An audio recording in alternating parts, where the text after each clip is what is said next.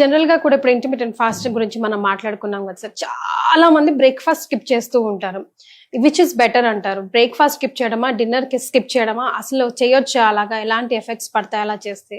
ఏదండి అది స్కిప్ చేయడం అంటూ ఏది అవసరం లేదండి. మనం తీసుకునేదే పోర్షన్స్ ఏవైతే ఉంటాయో. ఇంకోటి there is one more notion. Intermediate fasting ఒక ఎండ్ అయితే ఇంకో స్పెక్ట్రమ్ కూడా ఉంది. ఎవ్రీ 2 hours ఫుడ్ తీసుకోవడం. సో దీనివల్ల అడ్వాంటేజ్ ఏమవుతుందంటే body continuous supply of glucose ఉంటుంది. At the same time metabolism improve అవుతుంది. సో అండ్ ఇన్సులిన్ సెన్సిటివిటీ కూడా బెటర్ అవుతుంది మనకు ఉన్న వాటిలో. సో ఇవన్నీ బెనిఫిట్స్ ఉంటాయి. సో అలా డయట్ ఏదైనా కూడా మనం కంప్లీట్ గా ఆపేయడం కరెక్ట్ కాదు. అలా అని చెప్పి ఎక్కువ క్వాంటిటీస్ లో ఒకేసారి తీసుకోవడం కూడా కరెక్ట్ కాదు. ఎక్కువ ఫ్రీక్వెంట్ ఇంటర్వెల్స్ తో ఏదైనా మోడరేషన్ లో పెట్టుకొని ఎవ్రీ 2 hours తీసుకున్నా పర్లేదు, with very limited quantity.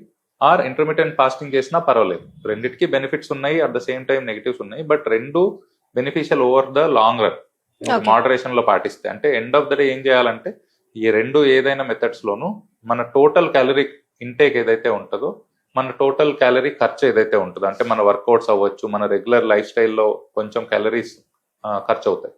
So ఈ రెండిటికి బ్యాలెన్స్ నెగిటివ్ ఉండేటట్టు చూసుకోవాలి. So then you will lose the wait.